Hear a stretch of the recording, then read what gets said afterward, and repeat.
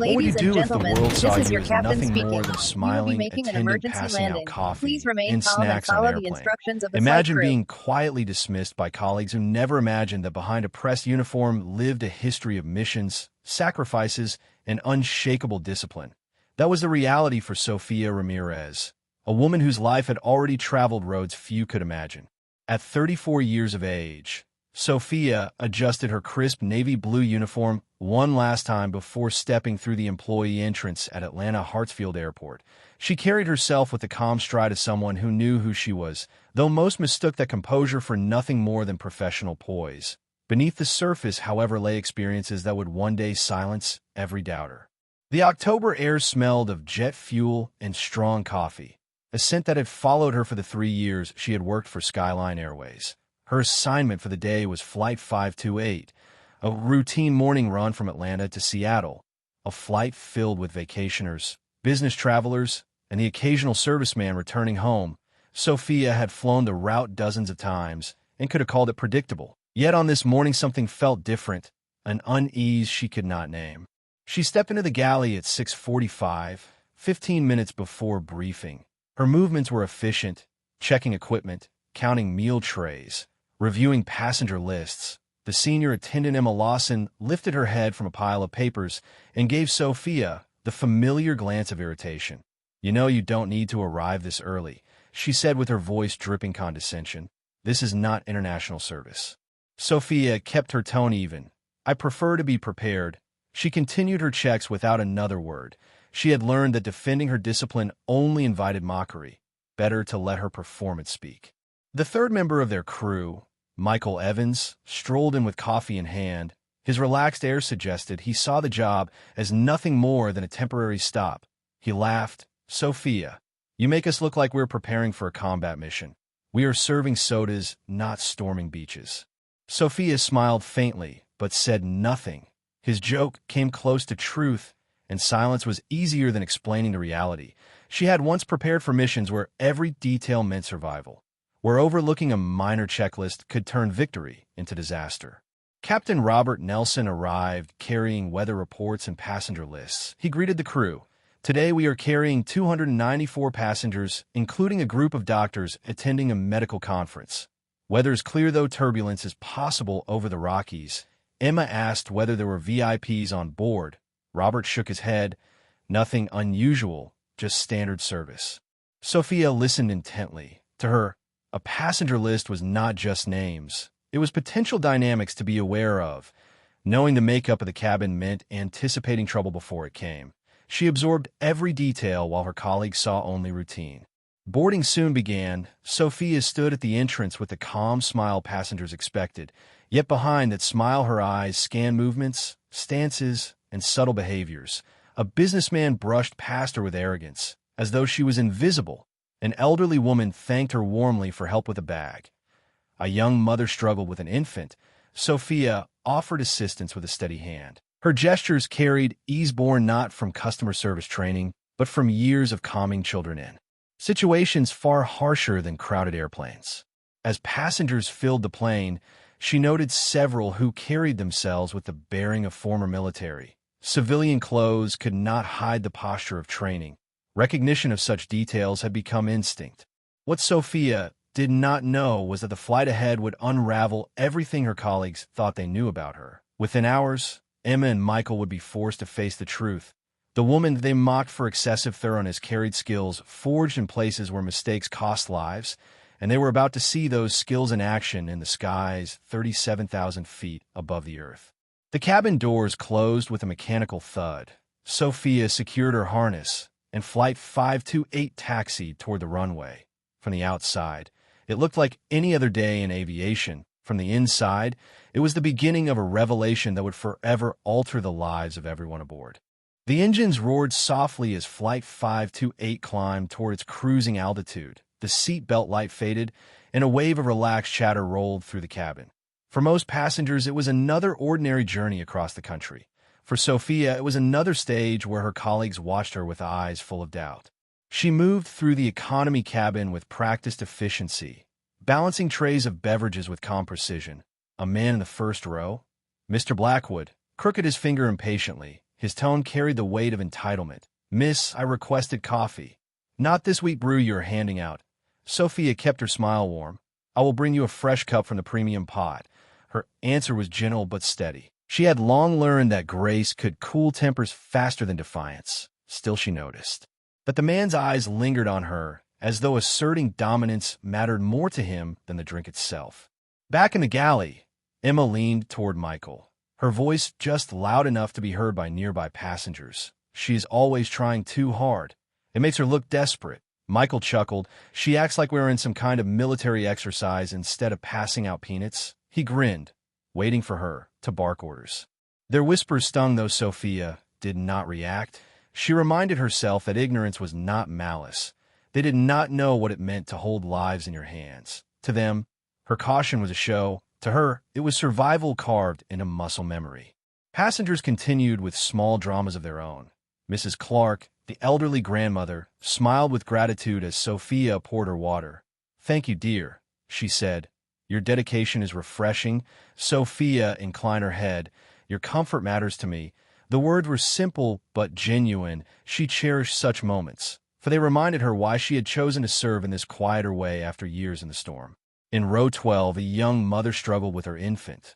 The meal tray was a battlefield of spilled peas and restless arms. Sophia stepped forward.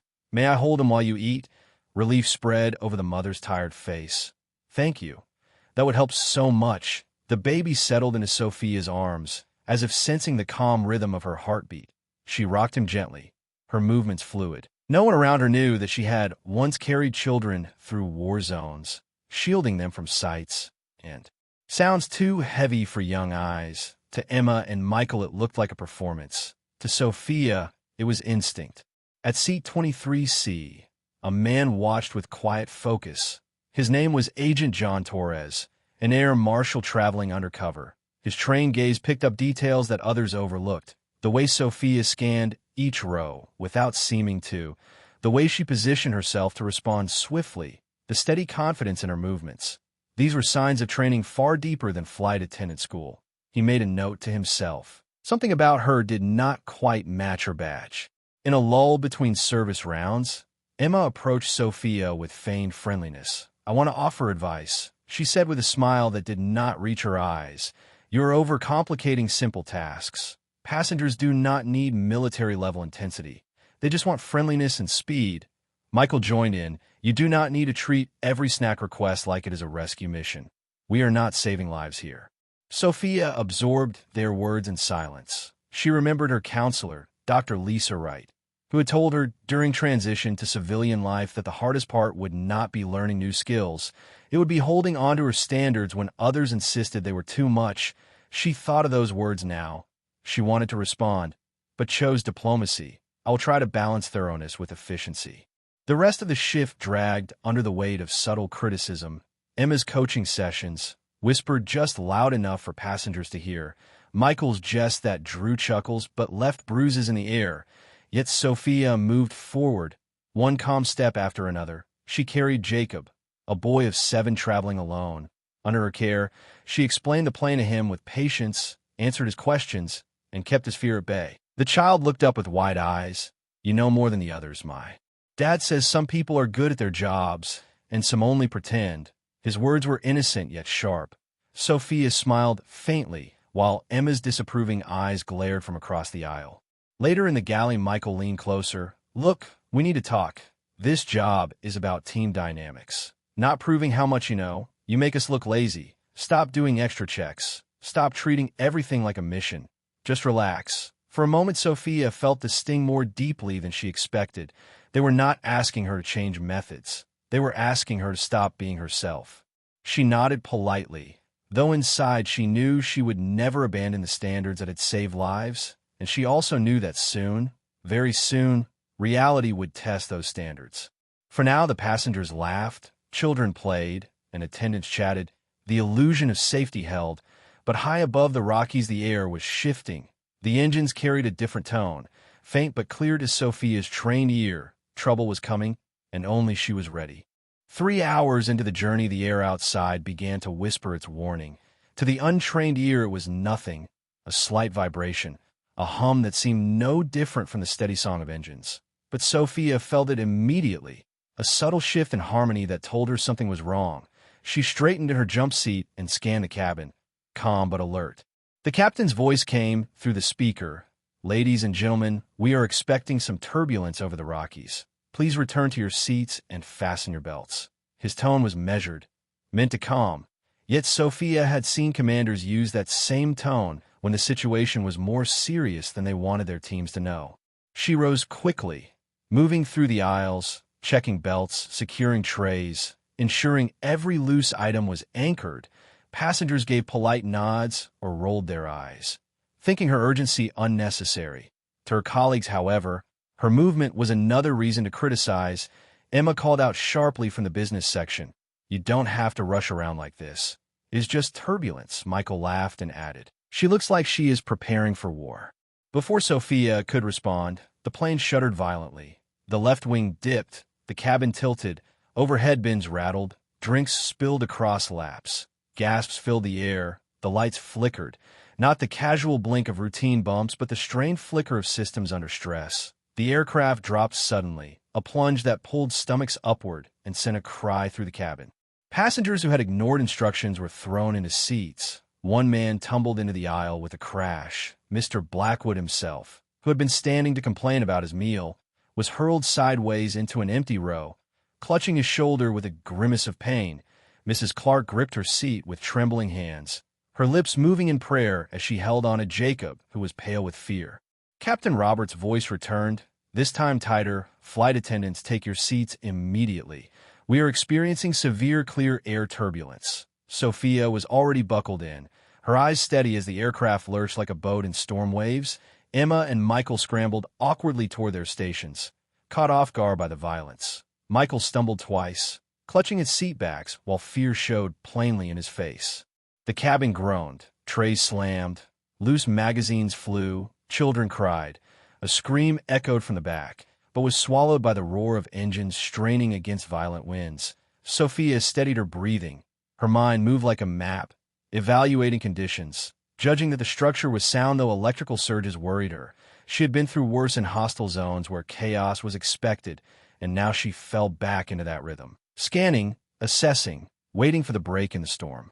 Minutes dragged like hours. The turbulence shook harder, forcing passengers to grip seats with white knuckles. Jacob whimpered in fear. Mrs. Clark whispered to him, trying to comfort. The aircraft pitched and dropped again. Then finally, after long, agonizing moments, the shaking softened to rough but steady jolts. Relief swept through the cabin. Voices lifted, a few nervous laughs, others still crying quietly. Captain Roberts spoke again. "Ladies and gentlemen, we are climbing above this weather system. Please remain seated." His words carried strain that confirmed Sophia's suspicion. This was no ordinary turbulence. Systems had been stressed, and they would have to watch closely for aftershocks. Sophia unbuckled swiftly and began moving down the aisle. Her steps were purposeful but calm. She paused at Mrs. Clark's side. "Are you all right, ma'am?" The woman's hand shook, her face pale. "I think so, dear, just shaken." Sophia placed 2 fingers on her wrist, feeling the pulse, elevated but steady, color slowly returning. "You are safe," she whispered. The words settled the older woman's breathing. She moved to Mr. Blackwood, who was pressing his shoulder with obvious pain. His arrogance had drained, replaced with genuine fear. "I hit the seat hard. Feels like something tore." Sophia crouched and examined with swift but gentle touch. Her hands moved with knowledge that surprised him. Nothing broken, but strained ligaments. "We will get eyes for you and monitor." His eyes softened with a look she had not seen before. Respect. Emma watched from across the aisle, confusion plain on her face. "How do you know how to do that?" she muttered under her breath. Sophia did not answer. Instead, she heard another sound, soft but urgent. Jacob was doubled over, his hands pressed to his stomach, his cheeks flushed, his forehead damp with sweat. He whimpered, "It hurts. It feels like someone is squeezing me inside." Sophia's heart tightened. She recognized the signs: abdominal pain, fever, guarding posture. In a child, this could mean something dangerous, appendicitis or worse. She called out firmly, "Michael, get the medical kit now. Also ask if there are any doctors on board." Michael froze for a moment, blinking in confusion. What is wrong with him? Is it serious? Just move, she snapped, her voice cut like steel, breaking through his hesitation. He scrambled toward the kit. From seat 18, a woman rose swiftly. I am Dr. Lisa Wright, pediatric emergency. She knelt beside Jacob. Sophia gave a concise report. Onset during turbulence 8 minutes ago. Increasing abdominal pain, elevated temperature, rapid shallow breathing. Guarding, Dr. Wright raised her brows at the precision of the report. She began her own exam, nodding grimly. This child needs immediate surgical evaluation. We cannot wait for Seattle. We must land in Denver. The cabin tilted slightly as the captain began preparations. Passengers whispered anxiously. Emma wrung her hands. What do we do? Should we make him more comfortable? Dr. Wright shook her head. Emergency landing is required. Sophia moved swiftly, relaying the message to the cockpit, coordinating with Dr. Wright, her hand steady even as Jacob's condition worsened. Agent John Torres observed with sharp eyes. Every movement of Sophia confirmed his suspicion. She was no ordinary attendant. Her assessment, her calm leadership, her ability to shift seamlessly in a medical procedure, all spoke of advanced training, the kind given only to those who had once lived through fire. As the aircraft angled toward Denver, the cabin was no longer a place of routine travel. It had become a battlefield of time. A small boy's life now depended on the hidden skills of a woman her colleagues had dismissed as excessive, and though Emma and Michael still hovered uncertain, they too began to realize the truth. Without Sophia Ramirez, this flight would already be lost. The captain's voice came over the intercom with a weight that silenced every whisper in the cabin. Ladies and gentlemen, we will be making an emergency descent into Denver International Airport. This is to ensure immediate medical care for one of our passengers. Please remain calm and follow crew instructions. His words were calm but firm, the kind that turned fear into quiet obedience. Sophia was already moving before the announcement ended. Her focus was split into precise channels. Monitor Jacob, guide Dr. Wright, manage passengers, direct Emma and Michael. Her body moved like a clockwork system. Every action purposeful. Every second mattered. Jacob's face had grown pale, his breathing shallow, his tiny fist clenched around the seatbelt. Sophia knelt beside him, steadying his trembling body. His pulse was racing, his skin clammy. Dr. Wright looked up grimly. His blood pressure is dropping. We need intravenous fluids now. Without them, he may not survive the descent. Michael had returned with a medical kit. Fumbling with its contents, his hands trembled. He looked at Sophia helplessly. Do you know how to use this? She did not answer with words. She acted, pulling the fore equipment with swift certainty. Her hands prepared the line with practiced confidence. Dr. Wright's eyes widened. You know how to do this. This is advanced training. Sophia did not explain. Instead, she slid the needle with steady precision, finding the vein on the first attempt despite the constant vibration of the aircraft. Fluid began to flow. Jacob's pulse began to slow, color returning faintly to his cheeks. Passengers who had been whispering now stared in stunned silence. The woman who had been mocked for being too thorough was now performing medical work that belonged to an emergency room, not a narrow airplane aisle. Even Emma stood frozen, her earlier scorn replaced by awe. Agent John Torres leaned back in his seat, his trained eyes watching closely. His suspicions were all but confirmed now. He had seen special operations medics in the field, and what Sophia was doing was no less than their level of skill. He folded his arms, waiting, choosing his moment. Dr. Wright monitored Jacob's breathing, relieved as his condition stabilized under the fluids. She looked at Sophia with a mixture of gratitude and curiosity. Without you, this child would not have made it to Denver. Your training is far beyond flight attendant level. Sophia gave only a faint nod. I was prepared for situations like this. The captain called back to the cabin. 10 minutes until landing. Prepare passengers. Sophia rose with unshakable calm. She took the intercom and addressed the cabin. Ladies and gentlemen, we are landing in Denver for the safety of a passenger. There is no danger to the aircraft. Please remain seated and keep your belts fastened until instructed. Her voice flowed with confidence, the kind that steadies hearts. Fear softened in the eyes of passengers. Their trust shifted quietly toward her. She turned to Emma. Clear the forward galley for medical access. She turned to Michael. Ensure passengers are secure and ready for emergency transfer. Neither argued. Both obeyed without hesitation. Their resistance had been broken by reality. For the first time, they followed her lead without question. As the plane descended through clouds, Denver's runways came into view. Ambulances and fire trucks waited below. Lights flashing, the cabin hummed with restrained fear. But Sophia's calm presence kept panic at bay. She checked Jacob again. Saline steady. Pulse holding, breathing shallow but stable. Dr. Wright nodded. We can keep him alive until the ground team takes over. When the plane touched down, the landing was smoother than anyone expected. The captain taxied quickly to the waiting vehicles. The door opened, and paramedics surged aboard, led by a sharp-eyed woman named Sarah Martinez. She glanced at the scene, her eyes falling on Jacob, and then on the 4-line already running. Who started this line? She asked quickly. Sophia answered simply, I did. The paramedic froze. Looking at her with respect, that is excellent work, precise, clean, your background. She hesitated, but Dr. Wright answered for her. She has the training of a combat medic. Without her, this boy would not be alive. The paramedics moved Jacob carefully, transferring him to a stretcher. Sophia gave a precise report. 7-year-old male, acute abdominal pain during turbulence, probable appendicitis, stabilized with 4 fluids, vital signs steady, but urgent surgical evaluation needed. Her tone was clipped, clinical, professional. The paramedic nodded with respect. That is the kind of report I would expect from a trauma nurse or military medic. She looked at Sophia again, intrigued. The stretcher rolled away.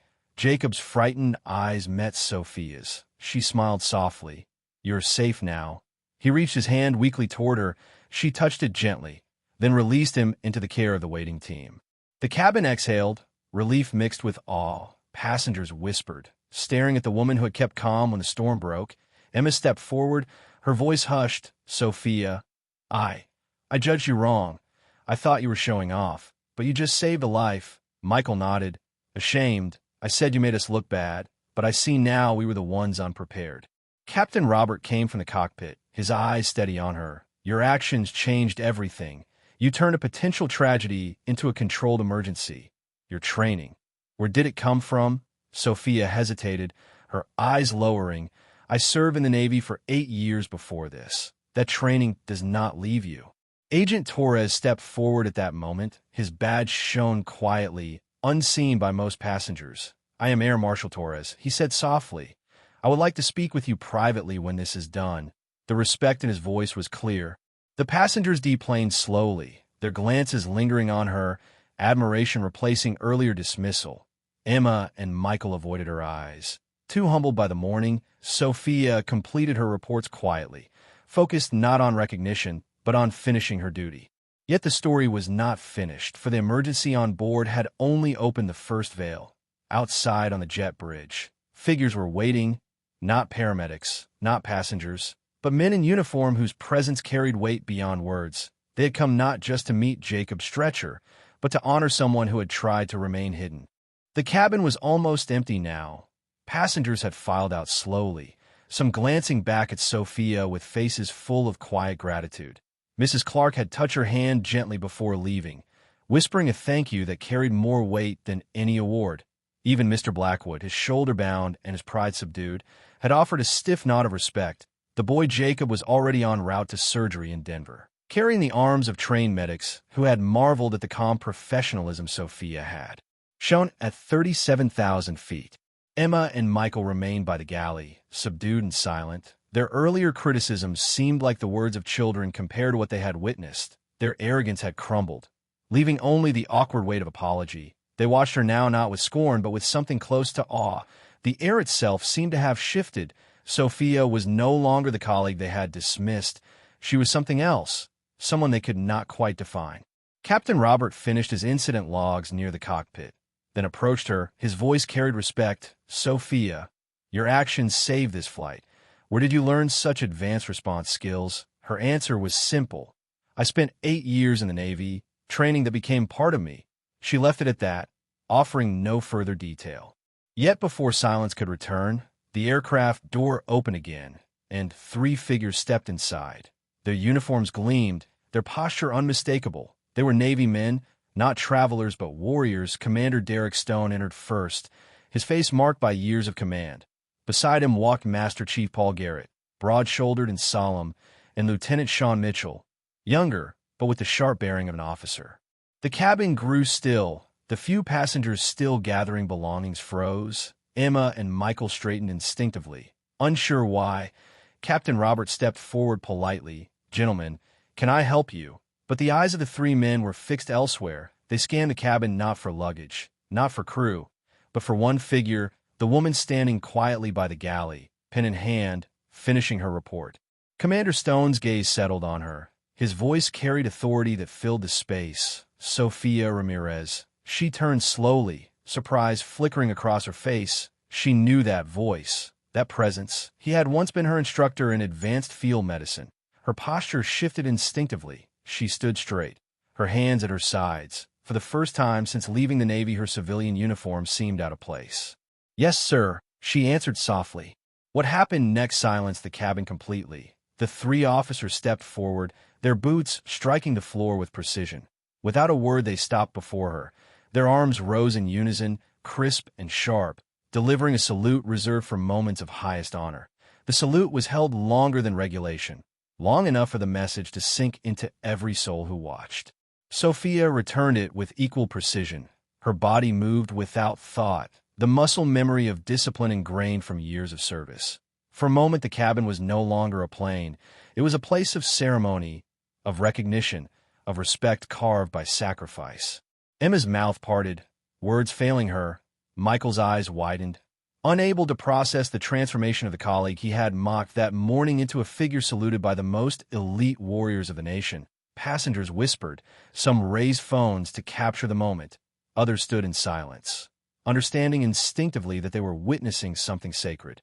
The salute ended. Commander Stone stepped forward. His voice softened but still carried weight. "We came to acknowledge service that cannot remain unseen. You saved lives today, but this was not your first time, nor will it be forgotten." Master Chief Garrett added, "The discipline and training honored the uniform even when you wore none." Lieutenant Mitchell's eyes shone with pride. "We salute not only what you did here, but what you have always done." Agent John Torres observed from the side. He had suspected, but now he knew, this was no ordinary attendant.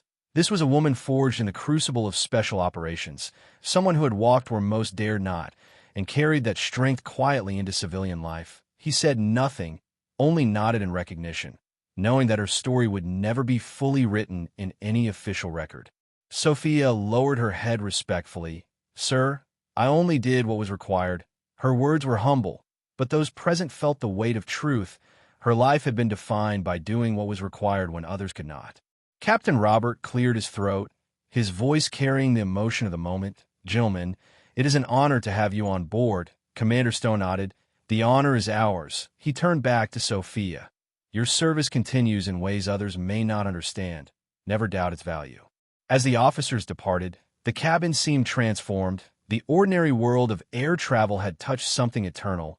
Emma and Michael remained quiet, their earlier arrogance reduced to dust. They would never again see her as they once had, nor would they forget the lesson carved into this day. Excellence mocked in calm hours becomes salvation in storm. Sophia sat once more to finish her report, her face calm, her hand steady. To others it had been a revelation. To her it was simply duty. She had not sought recognition, and yet had come, not from passengers, not from colleagues, but from those who knew the true cost of service.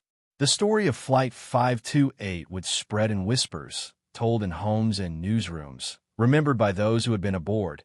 Yet for Sophia, it was only one chapter, for she carried within her the quiet truth that service does not end when the uniform is folded away. It continues in every act of protection, every life touched, every moment when common chaos makes the difference between despair and hope. And so the plane sat at the gate, the sun casting its light across Denver's runways. Passengers departed forever changed. Crew members walked out with new eyes, and Sophia Ramirez, once dismissed as nothing more than an overzealous attendant, stood revealed as something far greater. Not because of medals, not because of rank, but because when the sky turned hostile and lives hung in balance, she had been ready.